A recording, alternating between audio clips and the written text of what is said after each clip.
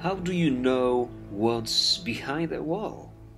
If you are sitting indoors, how can you tell the outdoors exists at all? The book of Genesis doesn't mention any wall.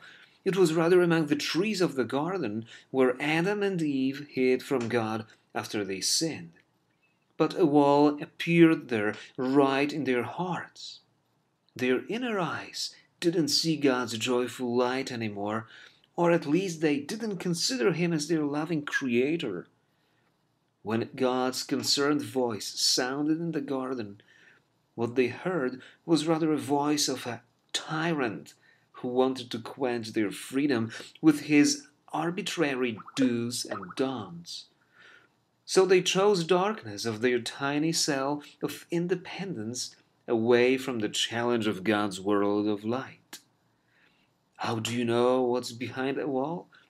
Well, you need a window.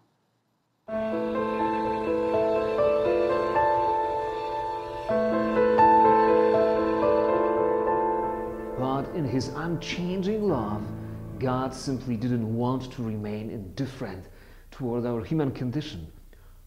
Once we shut ourselves in this little dark cell, God started sending His messengers, the kings and prophets and lawgivers, to rekindle in our midst the light of His presence.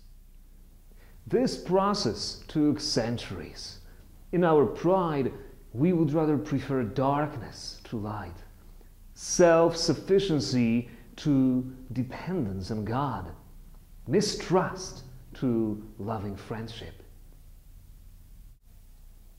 And finally, it took one human being, a daughter of Israel, a humble and young girl, Mary of Nazareth, who was prepared by God as a chosen vessel, who was made by His grace like a pure stainless window, transmitting all the rays of God's glory, admitting His whole presence, the presence that became the Son of God in her very womb.